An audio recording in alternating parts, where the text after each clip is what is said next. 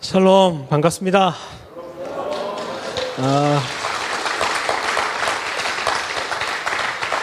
저같이 부족한 자를 이렇게 또 가족으로 받아주시고 해서 너무 감사하고, 가족됨으로 함께 나갈 때 같이 숨을 쉬고 같이 밥도 먹고 같이 잠도 자고 열심히 그렇게 하도록 하겠습니다.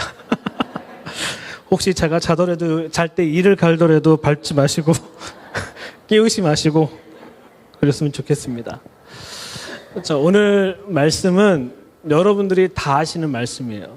모르시는 분 한 분도 없으실 거라고 생각합니다. 근데 오늘은 여기에 조금 더 디테일하게 좀 들어가기 원합니다. 디테일하게 들어가기 원합니다.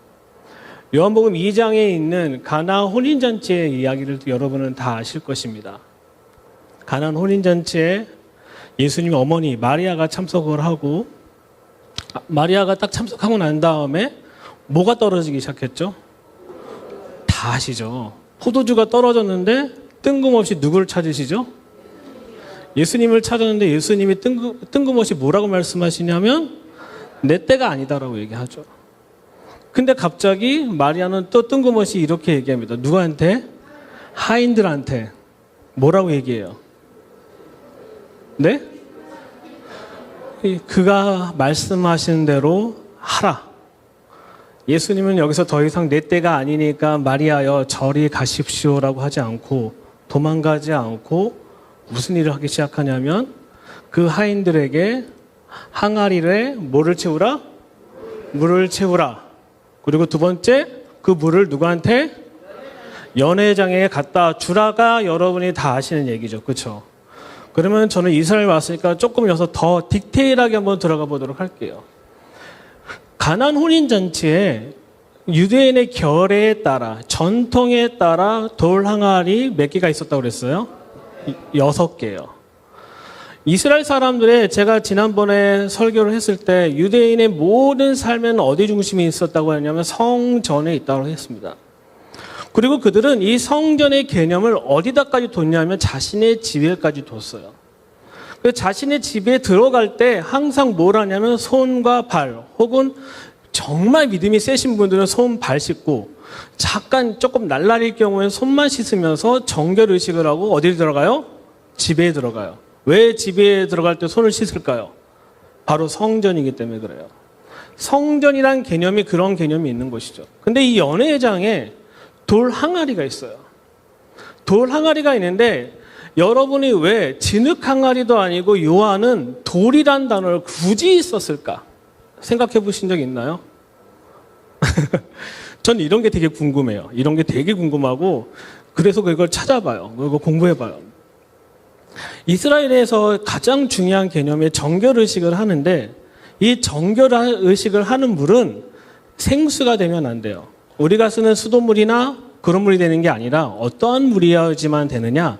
하늘에서 이 땅에 내리는 비, 혹은 강에서 흐르는 물, 시냇가에서 흐르는 물이 뭐가 되냐면 바로 생수가 되고 정결의식을 할 수 있는 물이 되는 거예요. 예수님께서 제자들과, 그리고 세례 요한이 예수님을 세례를 줄 때, 침례식을 할 때 어디서 했죠? 요단강에서 했어요. 요단강 가보신 분 계십니까? 거기 들어갈 수 있을 것 같으세요? 더러워서? 중요한 거는 그 형태가 중요한 게 아니라 그것이 어디로서부터 왔느냐가 생수냐 아니냐는 거죠. 생수의 결정권은 어디 있냐면 하늘로부터 왔느냐, 하늘로부터 공급이 되었느냐, 인간의 손에 닿느냐 안 닿느냐가 따라 그것이 생수가 되는 거예요. 생수. 이 생수는 우리의 죄를 씻기기도 하고, 이 생수는 집에 들어갈 때 우리의 손발을 씻으면 정결의식을 할 수 있는 생수가 되는 것이 바로 이 생수인 거죠. 근데 이 가나안 혼인잔치에 6개의 돌 항아리가 있어요. 돌 항아리. 왜 하필이면 6개일까요, 또? 안 궁금하세요? 궁금할 텐데. 왜 6개냐면, 하나님의 천지를 창조하셨을 때 며칠 동안 창조하셨죠? 6일 동안이에요. 6일 동안은 인간사에 관한 얘기인 거예요. 인간이 살면서 더럽혀지고 하는 것들이 있기 때문에 정결의식을 해야 되는데, 안식일 날은 하나님의 완전한 날이에요. 이 완전 안에 들어가기 때문에 정결의식이 할 필요가 없었다. 샤밧, 안식일이 바로 그런 개념이 있는 것이죠. 그러면 이 가나안 혼인잔치에 있는 돌에 항아리에 있는 물들은 여러분이 생각한 깨끗한 물일까요? 더러운 물일까요? 네? 진흙탕 물이겠죠. 정결의식을 했던 그 항아리 밑에 보면 흙들이 가득 차여 있어요. 왜요? 하늘로부터 온 빗물로 받은, 그리고 땅에 흐르는 물을 그거를 퍼다가 항아리에 채웠단 말이에요. 채우고 이 가나안 혼인잔치에 들어갔던 사람들은 다 거기에서 뭘 하고 들어간 거예요? 정결의식을 하고 들어가요. 정결의식을 하고 들어갔으니까 항아리가 6개가 있었는데 그 6개 있는 항아리가 비었을까요? 채워졌을까요? 비워져 있었겠죠. 그러니까 예수님이 채우라고 한 거죠. 그렇죠? 그냥 문맥 그대로 보시면 돼요. 근데 예수님이 이렇게 얘기하셨어요. 마리아가 저분이 시키는 대로 누구한테? 하인들에게 하라고 얘기를 해요. 그리고 하인은 가만히 있는데 예수님께서 저 항아리에 뭐를 해라? 물을 채우라라고 얘기해요. 자, 여기서 물을 채울 때 어떤 물로 채울까요? 사람이 마실 수 있는 물로 채웠을까요? 아니면 정결의식을 할 수 있는 물로 채웠을까요? 정결의식을 하는 물로 채워야 돼요. 왜냐하면 이 항아리는요, 정결의식을 위해서 만들어진 돌 항아리이기 때문에 여기에 만약에 다른 것이 들어가면 이 돌 항아리는 쓸 수 있어요? 없어요? 없기 때문에 이 돌 항아리는 깨트려 버려야 돼요. 그렇기 때문에 이 사인들은 이 물을 무슨 물을 채웠냐면은 우리가 생각한 그 진흙탕 물과 빗물, 기타 등등 물을 어디까지? 항아리 입구까지 채웠어요. 그리고 예수님께서 뭐라고 얘기해요? 그걸 갖다 주라고 얘기하죠. 자, 질문. 포도주가 언제 변했을까요? 네? 물 떴을 때? 물이 차였을 때? 자, 갖다 줄 때. 중요한 거는 분명하게 돌 항아리에선 포도주로 변하면 안 돼요. 그렇죠? 이 돌 항아리는 정결의식을 쓸 수 있는 거기 때문에 절대 여기서 변하면 안 돼요. 근데 중요한 건 이 하인들은 그 물을 떠다가 갖다 줘요. 저는 언제 변한지는 알 수 없지만 연회장한테 갖다 줬을 때 물이 변했을 거라고 생각을 해요. 근데 이것이 한 번만 있었던 게 아니라 하인들은 계속 연회장과 거기에 참석한 모든 사람들에게 뭐 해줘요? 물을 떠다 갖다 주면 그 사람들이 그 잔을 받거나 할 때 어떻게 된 거예요? 그것이 포도주로 변하게 된 거예요. 가나안 혼인잔치의 특징적인 건 뭐냐면 예수님이 명하셨다라고 우리는 쉽게 생각하지만 요한복음 1장 1절부터 3절을 정확하게 읽어보면 말씀이시는 거예요. 그분은 태초부터 말씀으로 계셨고 하나님과 함께 모든 창조를 하셨고 그분 자체가 말씀이신 거예요. 그래서 요한복음 1장 14절에 우리가 지난번 얘기했던 것처럼 말씀이 육신이 되셔 오신 분이에요. 실은 이 하인들은 예수님의 말씀인지 아닌지가 중요치 않아요. 그냥 하인들은 누가 뭐 하니까 시키는 대로 했기 때문인 거예요. 근데 하인들은 놀라운 건 뭐냐면 여기에서 이거가 변하겠느냐 질문하지 않아요. 뭐예요? 부으라면 채우라면 채우고 뭐 그 다음에 떠다 갖다 주라면 갖다 주는 것이 누가 있었어요? 하인을 했어요. 근데 중요한 거는 이 당시에 예수님을 따라다니던 누가 있었냐면 제자들이 있었어요. 예수님이 나름대로 말씀을 가르치고 했던 제자가 있었으면은 그 제자한테 그걸 시킨 게 더 낫지 않을까요? 그렇죠? 이적과 기사를 경험하는 데 있어서 제자들에게 야 항아리 좀 채워봐. 그리고 갖다 줘봐 있으면은 정말 스토리가 좋을 뻔했는데 제자한테는 안 시켜요. 근데 요한복음 2장 끝에 보면은 제자들이 그것을 예수를 믿더라 나와요.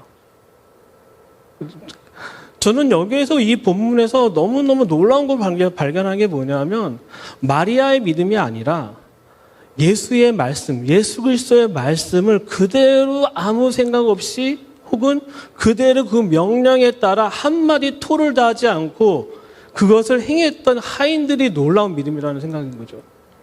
하인들은 왜 그렇게 될 수밖에 없었냐면 누구의 명령에 의해서 사는 것이 평생 살아왔기 때문에 한 번도 토를 달아본 적이 없었어요. 근데 제자들은 나는 예수님의 제자야. 메시아가 될 수 있는 사람의 제자이기 때문에 나름 뭐가 있는 거예요? 배운 게 있는 거예요. 자꾸 라떼 얘기해, 라떼. 저는 라떼보다 아메리카노가 좋은데 라떼를 얘기하면서 계속적으로 이 상황을 뭐하고 있는 거예요? 주시하고 있는 거예요. 주시하고 판단하고 이게 될까? 근데 하인들은 물을 퍼서 물이 변하지 않은 물을 연회장한테 갖다 줄 때마다 이 물은 꾸정물이야. 꾸정물을 계속 누구한테 갖다 주는 거예요? 사람들에게 갖다 주는 거예요. 근데 그 사람들이 먹을 때마다 정말 맛있는 포도주라고 얘기해요. 누가 충격을 받냐면 하인들은 충격을 받았던 것이죠. 우리의 삶에는 두 가지가 있는 거예요. 하인이냐, 종이냐, 아니면 예수님의 제자처럼 아는데 라고 하면서 지켜보고 있느냐. 우리는 두 가지가 있다라는 거예요.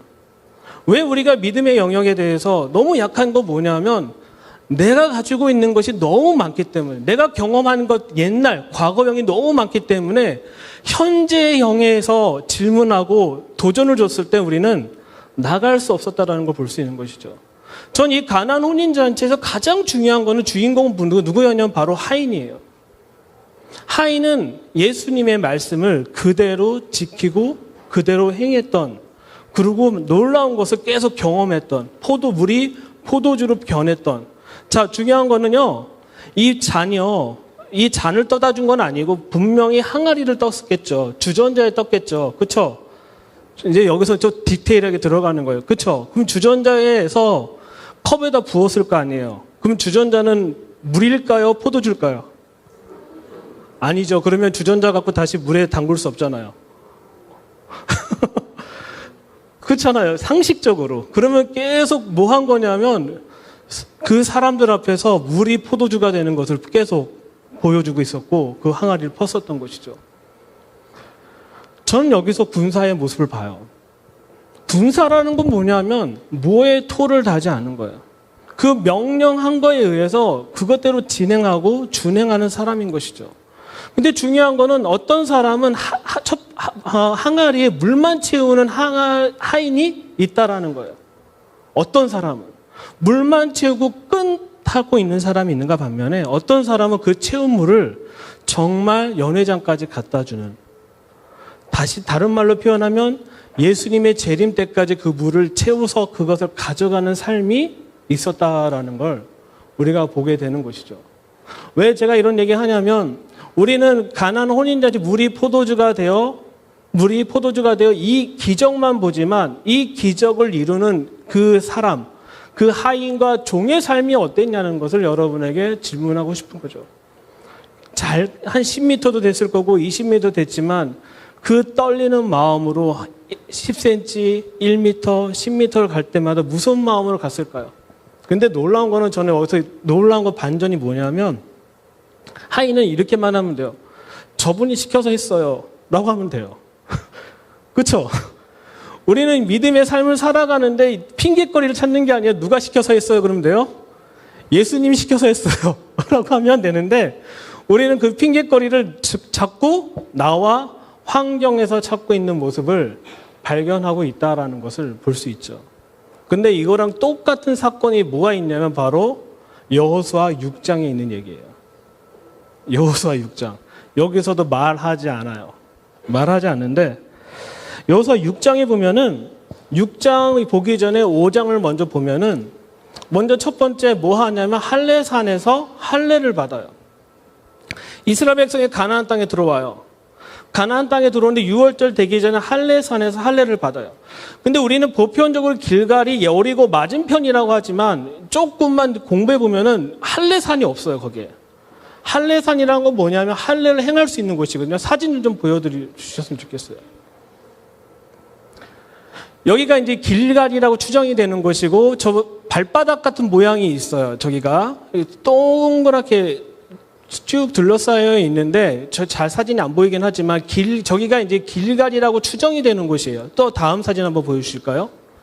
저기에 가면요, 뭐가 있냐면 저런 돌들이 있는데 이런 돌이에요, 이런 돌. 이런 돌들을 던져서 깨트리면은 뗀석기처럼 이것이 남성의 포경 수술할 때, 할례를 행할 때 쓰는 돌이 돼요. 이걸로 뭐 하냐면 포피를 잘라서 할례를 행하는 것이죠. 근데 중요한 건 그 거리가 얼마나 되냐면 다음 사진.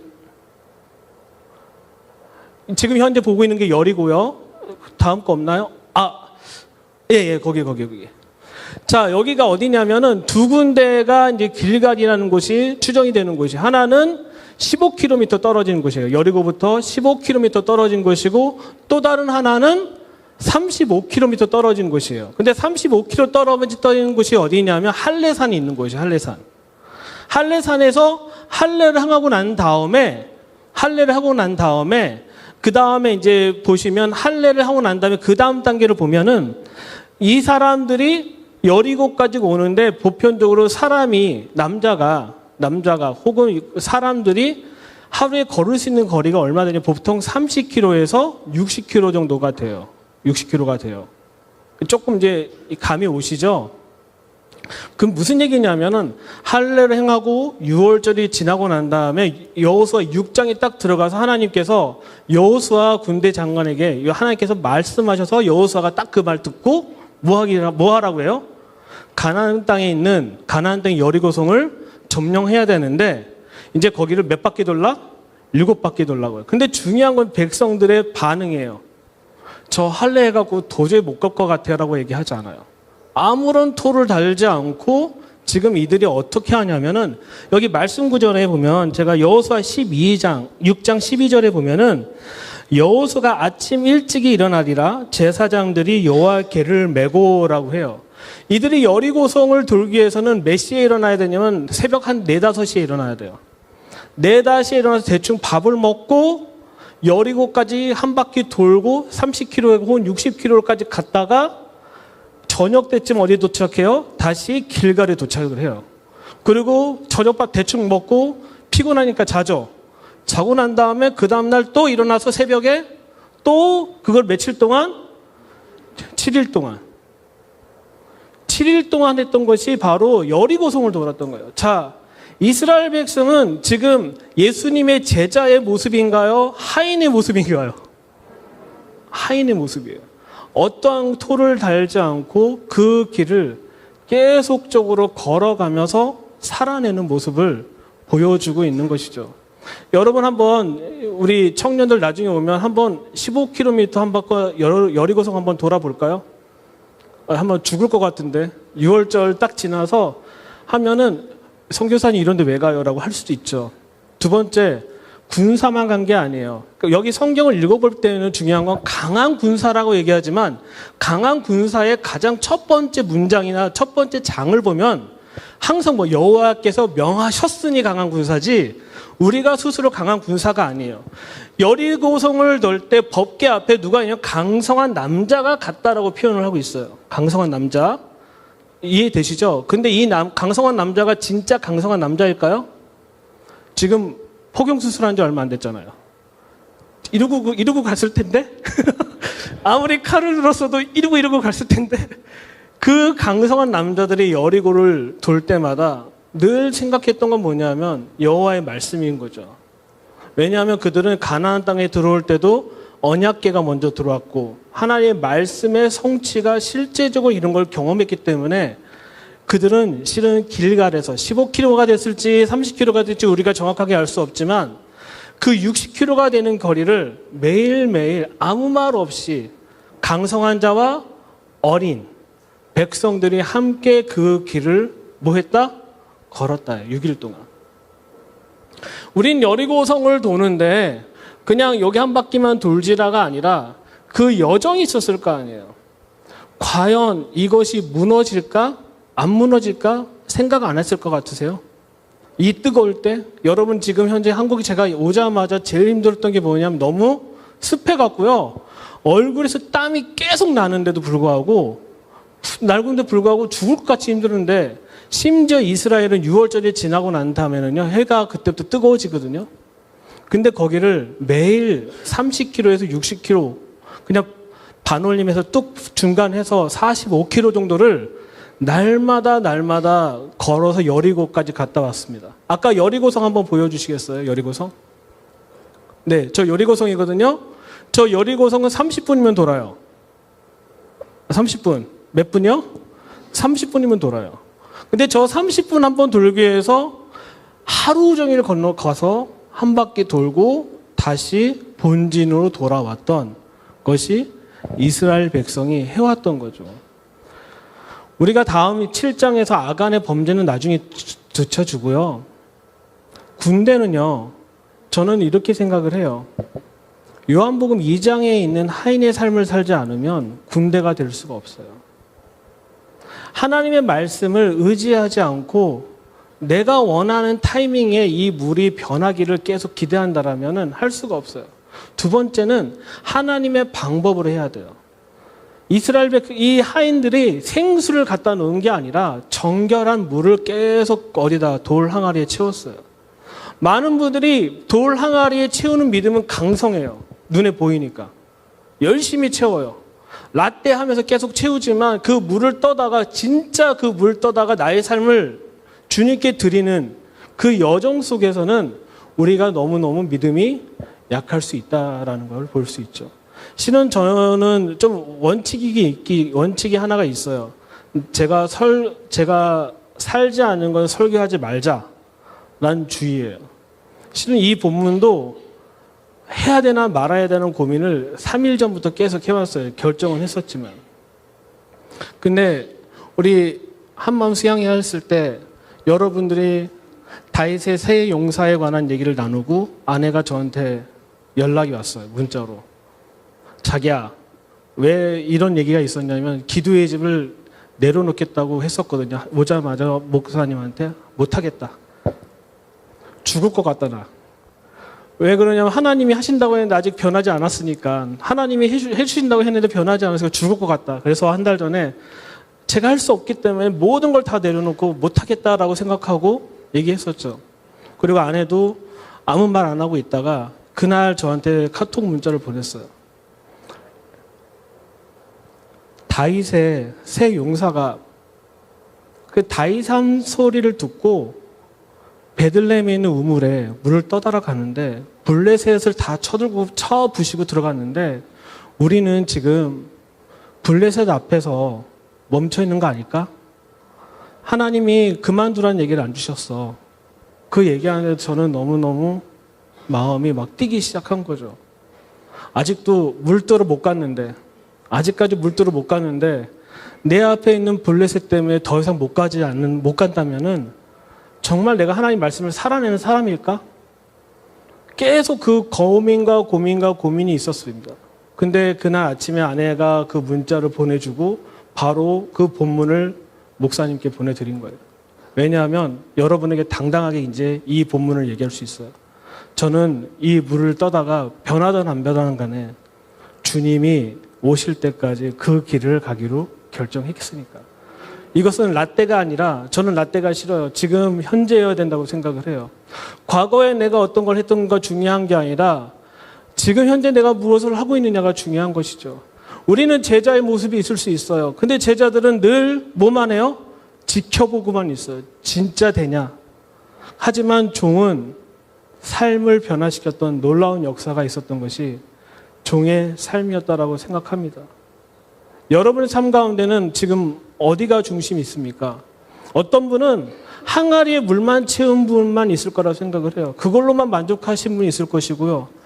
좀 더 선두주자는 그 물을 떠다가 가는 믿음의 여정 속에 있을 거예요. 근데 이 믿음의 여정에서는 정말 중요한 거는 포도주가 안 변한다라는 거예요. 그냥 변했으면 좋겠는데, 지금 내 믿음이 떨어질 때쯤 변했으면 좋겠는데 변하지 않고 계속 요구하고 있는 게 뭐냐면 그 연회장까지 가라는 거야. 다른 표현해 볼까요? 예수님 앞에까지 가라는 거야. 죽을 만큼 힘든 거죠. 왜냐하면 예수님이 언제 올지 모르니까. 우리의 삶은 예수님이 오실 때까지 이 물을 가지고 주님께 계속 날마다 걸어나는 삶을 살아야지만 된다고 생각합니다. 그러지 않는다라면은 예수님의 제자처럼 지켜보고 관찰하고 그걸로만 끝나는 사람이 될 수도 있다는 것이죠. 이 연회장에 있던 하인들은 바로 군사입니다. 이 군사 한 사람 한 사람이 모여서 뭐가 되는 거냐면 여호수아의 군대가 되는 거예요. 우리는 어느 날 갑자기 뚝딱 군대가 되지 않습니다. 우리는 여기 다 있으니까 다 군대가 아니라 한 사람 하인의 삶을 살았던 예수 그리스도의 명 따라 토를 달지 않고 물을 채우고 변하지 않는 그 포도주를 물을 가져다가 연회장에 가져갔던 그 사람이 한 사람 한 사람이 모여서 그게 뭐가 된 거냐면 바로 군사가 되고 그리고 그 다음에 군대가 된다라는 것을 우리는 생각을 해야 된다는 것이죠. 저는 여러분에게 속하기 위해서 뭐 한 거냐면 군사가 된 거예요. 그 기간 동안에. 계속 다뤄짐을 받고 군사로서 이제 물을 뜨기를 결정한 거예요. 이제 순천 순복음교회 그 월드 커뮤니티 비전에 있는 항아리는 물을 떠다가 같이 가자라고 하고 있는 거예요. 그쵸? 그냥 물만 채우고 계십니까, 여러분? 같이 뜨고 가야 되지 않겠습니까? 그거는 근데 중요한 건 누구의 말이 아니에요. 하나님의 말씀이면 되는 거예요. 하나님의 말씀이 성취되는 걸 기대하고 소망하면 돼요. 감류한의 말이 아니라 하나님의 말씀에 성취하는 거에 대한 여러분의 소망함과 희망이 있습니까? 저는 여태까지 제가 18년 동안 20년 가까이 주님 앞에 서가면서 한 가지 놓치지 않은 건 있어요. 당신의 말씀을 이루십시오. 당신의 말씀을 이루고 성취하는 걸 보기 원합니다. 그 성취되는 것을 저는 이 가나안 혼인잔치에 있는 하인처럼 날마다 물을 채우고 그 물을 떠다가 당신에게 바치는 그 삶을 살기 원합니다라고 날마다 그 고백을 하면서 살고 있는 것이죠. 저는 여러분에게 좀 도전을 하고 싶고 여러분의 그거에 대한 반응하길 원합니다. 더 이상 가나안 혼인잔치에 같이 갔던 제자의 모습으로 살지 마시기 바랍니다. 제자는 그때 당시까지도 예수님을 믿지 않았어요. 지금 믿었다라는 얘기는 뭐냐면 그 이적을 믿은 거지 실제 예수 그리스도 믿은 게 아니에요. 언제 믿은 거냐면 예수님이 십자가에서 못 박혀 돌아가시고 장사한 지 3일 부활하시고 성령님이 임하고 나니 그 믿음이 강성해진 것이죠. 우리는 둘 중에 하나의 삶이 있다는 것을 여러분이 깨달았으면 좋겠습니다. 왜? 전 지금도 떨려요. 내가 말씀한 거를 살아내야 되니까. 살아내지 않으면 저는 여러분 앞에 연극한 거예요. 그렇죠? 연극하고 싶지는 않아요. 실제 살아내는 말씀을 하고 싶어요. 그래서 저희 아이들한테 물어봐요. 아빠 설교 어떠냐 그러면 아빠 어저께도 똑같고 오늘도 똑같고 그제도 똑같아. 이번에 같이 아들하고 이 여정을 몇 군데 했어요. 궁금해서 야 설교가 어떤 거 같으냐? 어제도 똑같고 이스라엘에서 얘기한 건 똑같고 지금도 똑같아요 아빠. 그래? 넌 어떻게 생각하냐? 똑같은 얘기인데 아빠 늘 하시던 얘기잖아요. 근데 그게 똑같은 얘기긴 하지만 제 삶에 영향을 주는 삶이었지 않았나라는 생각을 가집니다. 다시 요한복음 2장을 다시 돌아가 볼게요.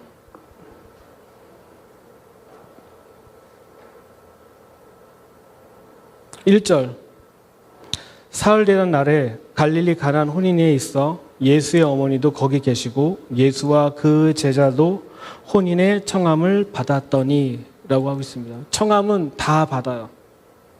여기서 군사로 같이 갑시다, 군대로 갑시다 라는 청함은 다 받지만 결국은 헌신된 사람은 하나님의 말씀을 의지해서 살아내는 사람만이 헌신된 사람이라고 믿습니다.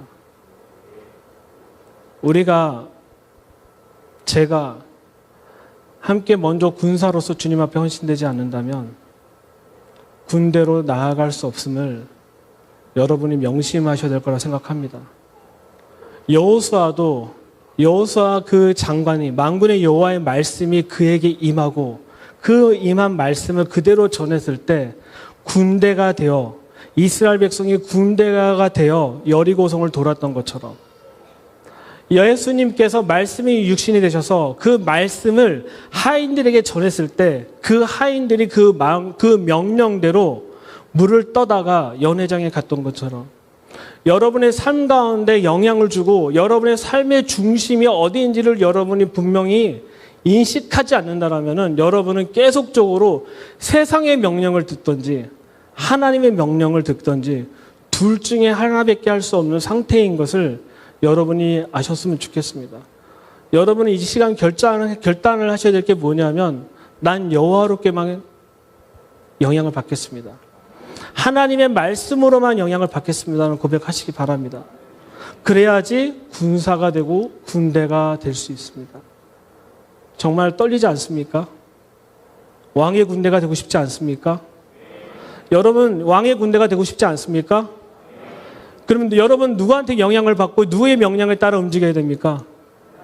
하나님의 말씀에 따라 여러분이 움직여야 되는 것이죠. 그럴 때 하나님은 여러분을 통해서 물이 포도주가 되는 놀라운 역사를 경험하게 될 거라고 믿습니다. 할렐루야!